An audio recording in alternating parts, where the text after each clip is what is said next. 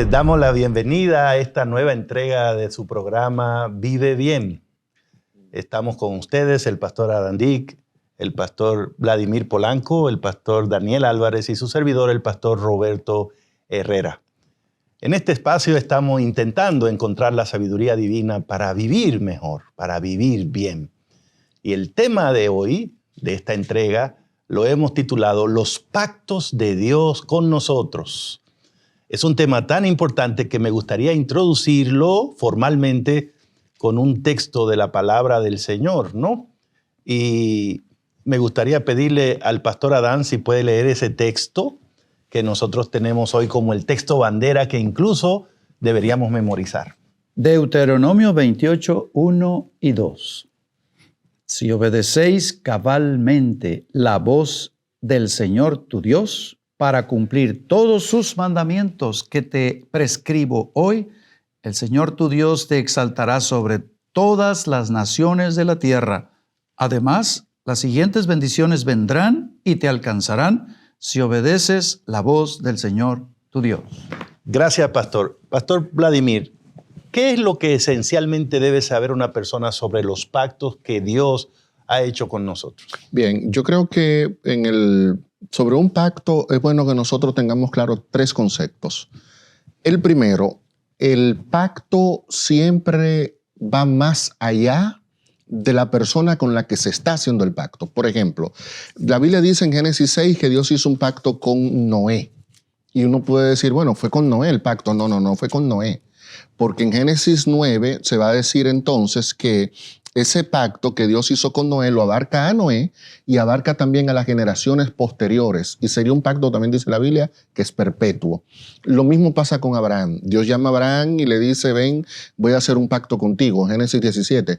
Pero en Génesis 17 se dice, ese pacto será para ti, para tu descendencia, y para tu descendencia después de esta. Y en el capítulo 22 se dice, y será un pacto para bendecir a todas las familias de la tierra. Entonces, es un pacto que es con la persona, pero abarca más allá, Dios procurando bendecir a los demás. Entonces, tiene esa particularidad del pacto, ¿no? Es inclusivo. Es inclusivo. Y además es eterno. Es eterno. Lo que quiere decir entonces es que si conseguimos algún pacto en la Biblia que podamos decir que es un pacto de Dios, estamos incluidos nosotros. Por supuesto. Y llega hasta nuestro tiempo también. Llega hasta nuestro tiempo. Excelente. Y lo segundo es que en la Biblia se repite reiteradamente lo que se denomina la fórmula del pacto. Dios le dice a Abraham, yo quiero hacer un pacto contigo para yo ser tu Dios y que tú seas mi hijo. En Éxodo 6 se le repite eso otra vez al pueblo. Vamos a hacer un pacto para yo ser el Dios de ustedes y que ustedes sean mis hijos. Apocalipsis 21, la Biblia termina precisamente Dios pronunciando esa palabra. Yo seré vuestro Dios y ustedes serán mis hijos. O sea, cuando Dios hace un pacto con nosotros, Dios quiere ratificar lo que estudiamos en el programa anterior. Que tú entras a una familia donde Él es tu padre y Él es tu hijo. Entonces, cuando yo voy a la Biblia, trato de ver los pactos que Dios está haciendo. ¿Procuran eso? Bendecirme a mí, pero a través de mí bendecir a otros. Y es un pacto que en lugar de distanciarme de Dios, lo que hace es ratificar que hay una relación vinculante de padre e hijo. Eso tengo que verlo en el pacto. Me gusta esa palabra vinculante, además de que son pactos universales, eternos, pues siempre nos vinculan, ¿no? Al plan de Dios, al propósito que tiene Dios para nosotros. Pastor Adán. Me parece muy interesante lo que está diciendo el pastor Vladimir, ¿no? De pronto me vino a la mente, ¿será que entonces en ese pacto hay algo como un socio mayoritario? Es decir, alguien que tiene la prerrogativa. Porque yo tengo aquí un texto, ¿no? Primero de Juan, precisamente 5, vamos a ver, 13. 5:13. Dice, estas cosas os he escrito a vosotros que creáis en el nombre del Hijo de Dios, para que sepáis que tenéis vida eterna y para que creáis en el nombre del Hijo de Dios. O sea, yo voy a hacer un pacto, yo voy a ser tu Dios, tú vas a ser mi hijo. Por favor, créelo. Por favor, mételo a tu cabeza. Tú estás allá en la tierra, estoy imaginando, ¿no? Pero yo soy tu padre, estoy aquí arriba, ¿no? Me vino a la mente eso, ¿no? No, y eso es interesante, porque eso indica que si yo no estoy dentro de ese pacto o no estoy dentro de la familia de Dios, no es porque Dios me dejó fuera, es porque yo no creí Okay. que Dios decidió salvarme en Cristo Jesús. Yo puedo estar ajeno a mi familia, puedo creer que yo me mando solo y puedo creer que ya tengo pila propia, ¿no? Y que no necesito a ese padre, pero ahí viene el pacto. Una de las cosas que ha llamado mi atención cuando miro el tema de los pactos en la Biblia es que hay muchos de ellos que tienen una doble vía, ¿no? Dios promete hacer algo concretamente por nosotros y a cambio espera una respuesta definida, algo en lo que hay una mutualidad en el pacto. Y lo otro que me gusta es que cuando Dios hace pacto con nosotros, lo que Él pide de nosotros siempre es posible. No son pactos imposibles, sino que nos anima mucho saber que Dios nos invita a hacer cosas para las cuales estamos capacitados, habilitados por Él mismo. Y luego, por supuesto, siempre llama mi atención que hay cierta condicionalidad en los pactos de Dios. Es decir, muchos de ellos Dios dice, yo hago esto siempre y cuando pase esto. Okay. Me gustaría que entráramos, Pastor Daniel, en esa dinámica de ver tal vez ejemplos más concretos de algunos pactos, de esos que son así como mutuos, en donde Dios habla, promete algo y nosotros en respuesta deberíamos dar algo. Y creo que eso podría ayudarnos. Bueno, el asunto... Pastor, perdón, antes de... Estoy pensando, ¿no? Nosotros 4 aquí hemos oído hablar de los pactos, hemos estudiado de los pactos, que estamos incluidos en esos pactos. Así es. Pero es posible que alguien nos está viendo hoy y él es la primera vez que escucha esto. Uh-huh. Mi pregunta es, ¿qué puede hacer esta persona para formar parte de este pacto o de estos pactos en los cuales decimos estamos incluidos, aunque él no sabía? ¿Quiere contestar esa pregunta, Pastor Vladimir? Ya, bueno, lo vimos en 1 Juan 5:13. Tiene que creer. Sí, Okay. Si la persona no cree, no hay forma de que pueda entrar al pacto. Entonces, en el contexto del plan de salvación, en el contexto de entrar a la familia de Dios, a la comunidad de la fe, a la iglesia, es vital que la persona decida creer lo que Dios ha dicho que le dará si entra a esa relación de pacto. Entonces, la relación de pacto con Dios comienza con un acto de fe. Si ese acto de fe no está de por medio, es cierto, lo demás pierde el sentido. Entonces, lo que esa persona tiene que hacer es creer, que es la parte más difícil, porque yo lo que digo es, pero yo, pastor, pero mire, es que yo tomo alcohol o yo soy una prostituta. Bueno, pero Dios ha hecho provisión para que tú entres y tú tienes que creer en esa provisión. Es ahí donde pudiéramos tener un poquito, ¿verdad?, de ruido al decir que es un pacto bilateral totalmente. Tú das, yo doy. Porque ¿qué podemos dar nosotros como seres humanos? Bueno, solo un acto de fe. Sí. Es decir, no doy nada. Aceptar, confiar. Solo me dejo conducir. Sí. Solo me coloco donde Dios está ampliando para decir, ¿quieres ser mi hijo? Bueno, por eso hemos titulado el tema de esta entrega, los pactos de Dios con nosotros. Okay. No son los pactos entre Dios y nosotros. Ah, muy bien. Son pactos que Dios ha hecho con la humanidad. Es decir, a tu pregunta, Daniel, ¿cómo hago si yo ni sabía de esos pactos? Bueno, la buena noticia es que estamos todos incluidos, porque es una decisión soberana de Dios. Es una iniciativa divina. Ahora, para que los beneficios del pacto se hagan realidad en mi vida, la respuesta de fe, el creer eso, el confiar en lo que Dios ha prometido. Es lo que dice Romanos 10, ¿no? A veces, si esa persona no oye, no puede creer. Bueno, ahora está oyendo. Claro. Y como ahora está oyendo, tiene la posibilidad de creer. Maravilloso. Bueno, pero ahora no quiero que me dejen de contestar la pregunta que les planteé hace un ratito o el desafío. Ayúdenme a identificar, para bien de nuestros oyentes, de nuestros televidentes, pactos, ideas de pactos donde Dios promete y nosotros también de alguna manera damos esa respuesta de fe. Ese sería el primero, Pastor Herrera, ¿no? El pacto de salvación. Es decir, Dios dice, yo quiero que tú creas que yo tengo para ti un plan diferente. Eres mi hijo y te he creado para eternidad. Porque nosotros pues estamos marcados 60, 70, 80 años y decimos esto se acabó y igual voy a morir, haga lo bueno, haga lo malo. es porque no estamos teniendo en cuenta que hay un pacto más allá que eso. Así que Dios promete salvarnos a todos, lo ha hecho posible en Cristo, y la respuesta de nosotros en ese caso, ¿cuál es, pastor? Creer, Aceptar eso. creer, Muy bien. confía. Yo voy a alcanzarte otra vez. Es decir, y no es fácil porque en esa desconexión que el pecado ha tenido con la humanidad, pues nosotros de pronto nos pensamos que estamos solos. Como un padre abandona a sus hijos, pero él dice, yo no te voy a abandonar. Bueno, y ahí vamos a ponerle el filtro al pacto de salvación. ¿Es un pacto exclusivo? ¿Egoísta? No. Es para todos. Sí, Dios no quiere que nadie se pierda. Que nadie se pierda, dice Juan 3:16. Es para todos. ¿Es perpetuo? Así es. La salvación es eterna. Es Así eterna. es. Número 3, me vincula a mí con Dios. Hombre, Totalmente. si Dios me quiere salvar y yo que estoy perdido, pues ahí es que yo tengo que estar. Entonces, Totalmente. la salvación viene y me pone a mí en una relación con Dios. Excelente. Gracias, Correcto. Pastor Están los Daniel. tres, así es. Pastor Dani. Hay otro pacto, el de obediencia. El libro de Deuteronomio es un libro que habla sobre las memorias, podemos decir, o la despedida de Moisés para el pueblo, ¿no? Y allí habla específicamente sobre la obediencia.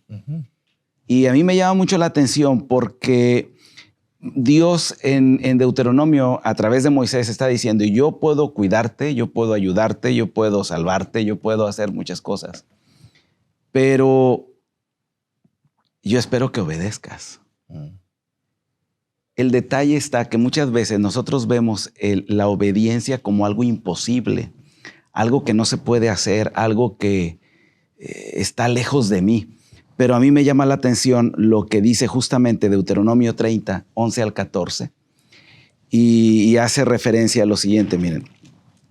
Porque este mandamiento que te ordeno hoy no es demasiado difícil para ti, ni está lejos. No está en el cielo para que digas, ¿quién subirá por nosotros al cielo y lo traerá y explicará para que lo cumplamos?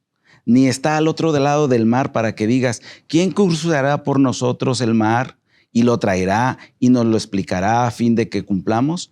Porque la palabra está muy cerca de ti, en tu boca y en tu corazón, para que cumplas. O sea, es posible, ¿no? Es posible. La obediencia es posible La con la ayuda de obediencia, Dios. claro. Ahora, no es que vamos a ser salvos porque obedecemos. Exactamente. Sí, eso debe quedar claro.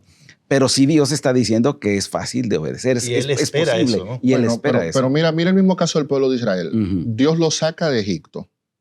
Dios le da maná. Dios lo protege.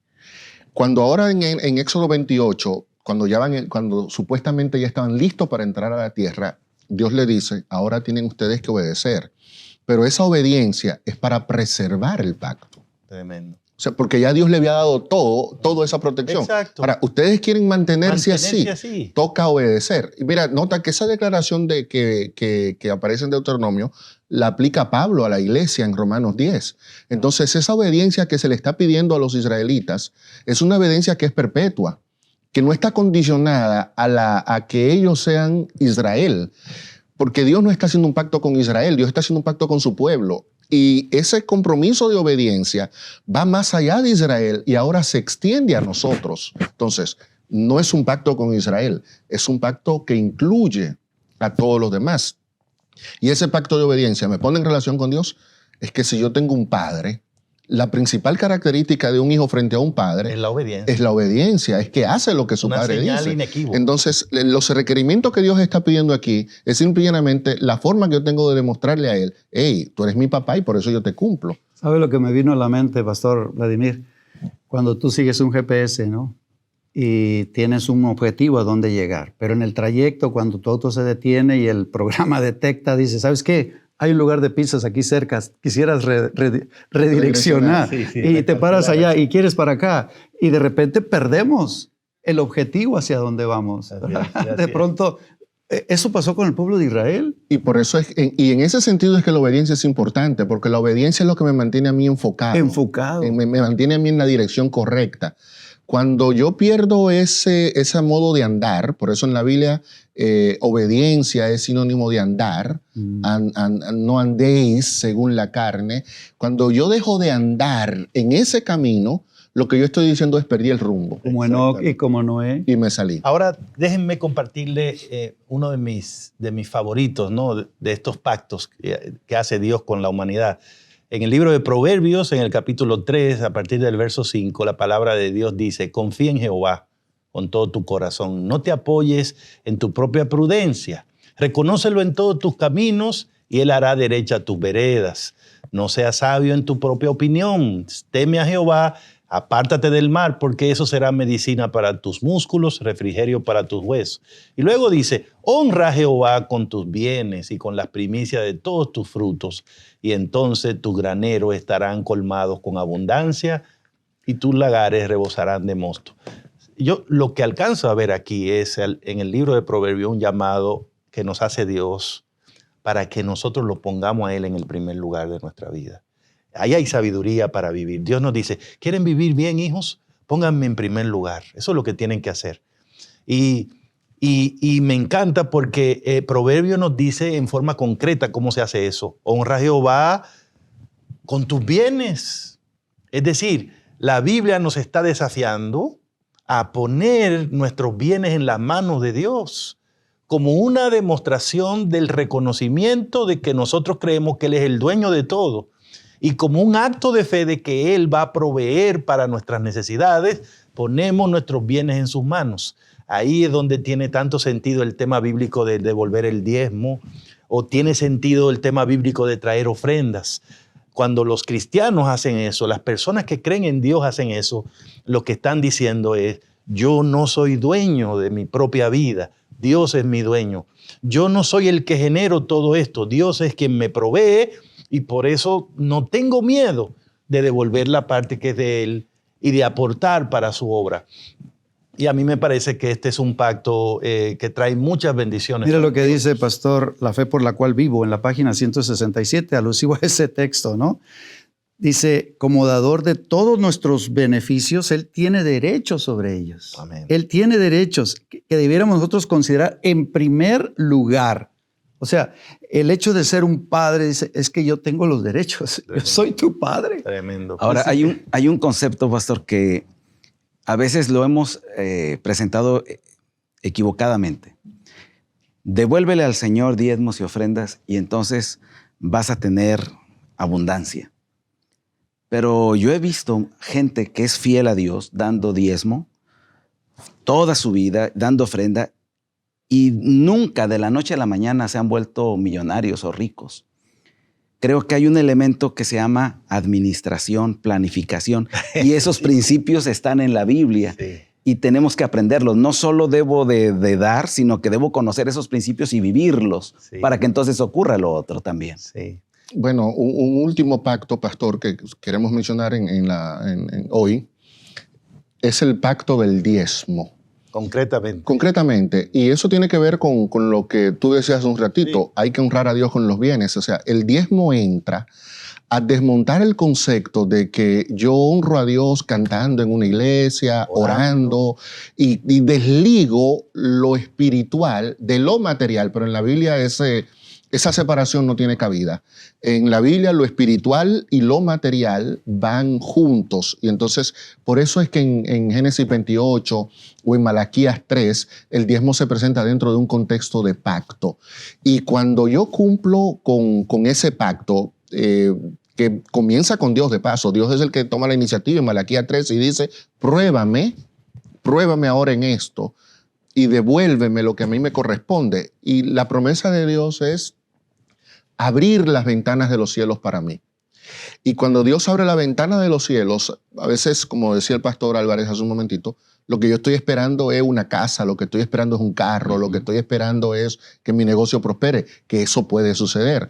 Pero al abrirse la ventana del cielo lo principal que viene es lo espiritual. Amén. Entonces lo que Dios está prometiendo aquí es: mira, si tú me cumples con este pacto, devolviéndome algo material, yo voy a abrir el cielo y no solamente te voy a dar bendiciones materiales, sino sobre todo la bendición de una vida espiritual fuerte. Tremendo, Pastor, pero a mí me impacta bastante lo que está diciendo el pastor en relación a otro texto que yo veo ahí, ese pacto con tintes de obligatoriedad. Por eso es perpetuo. Porque dice aquí, malditos, estoy en Malaquías 3, 9, malditos son con maldición porque ustedes la nación toda me habéis robado. Y más abajo habla diezmos, ¿no? Y claro, ofrendas. La obligatoriedad de decir, ok, tú haces un pacto conmigo, tú me estás robando, no me lo das. Tremendo. Pastor Daniel, finalmente, ¿con qué te queda de este tema? Bueno, debemos tener bien claro, la Biblia dice, tú te salvas por fe, no es por obras. ¿Sí? Es verdad, hablamos de obediencia, pero la salvación es gratuita, es por gracia divina, y creo que eso debe quedar en nuestra mente. Ahora, la obediencia me protege de asuntos que me podrían perjudicar en este mundo. ¿Sí? Por eso es que debemos obedecerle al Señor, y ese es el pacto del Señor. ¿Con qué te queda, Pastor Vladi? Que el pacto de salvación, el pacto de obediencia, el pacto del diezmo, el pacto de honrar a Dios con mis recursos, todos son elementos a través de los cuales Dios quiere robustecer y fortalecer una relación de padre e hijo. Una última idea, Pastor Adán. Yo me quedo precisamente con ese ambiente familiar. Yo estoy seguro, cuando yo soy consciente de lo que palpablemente Él me pide que yo haga, y entonces yo, aun cuando no lo veo, aun cuando su voz a veces parece no tan clara en este mundo lleno de voces, yo sé que voy en el camino. Me da seguridad. Amén. Queridos amigos que han estado con nosotros hoy en el programa, espero que Dios haya hablado a tu corazón. Espero que Dios haya hecho claro en tu mente que la relación con Él no depende del azar, no es una posibilidad. Dios ha hecho compromisos grandes con nosotros. Podemos estar seguros de la salvación porque Él se ha comprometido en salvar a todos los que pongan su fe en Cristo. Podemos estar seguros de las bendiciones de Dios si la obediencia es la actitud que nos caracteriza. Podemos estar seguros de que si ponemos a Dios en el primer lugar, el Señor va a estar ahí para nosotros y nos va a bendecir si cumplimos con lo que Él ha dicho. Espero que esa sea tu experiencia y que Dios nos ayude a cumplir la parte que nos corresponde a nosotros dentro de ese plan de Dios.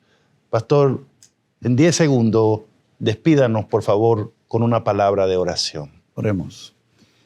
Dios que moras en el cielo, ¿cuánto nos falta por aprender? Hemos recorrido el camino, a veces hemos tropezado. Hemos olvidado que hay un pacto maravilloso de salvación. Hay un pacto de obediencia y que se cristaliza cuando de nuestros bolsillos sale dinero para la tesorería donde tú has determinado administrar a tu iglesia. Ayúdanos, Señor, a ser sabios y poder conducir a nuestros hijos, a nuestras familias en el camino correcto. Gracias por tu bondad y cuidado en Jesús. Amén. Amén.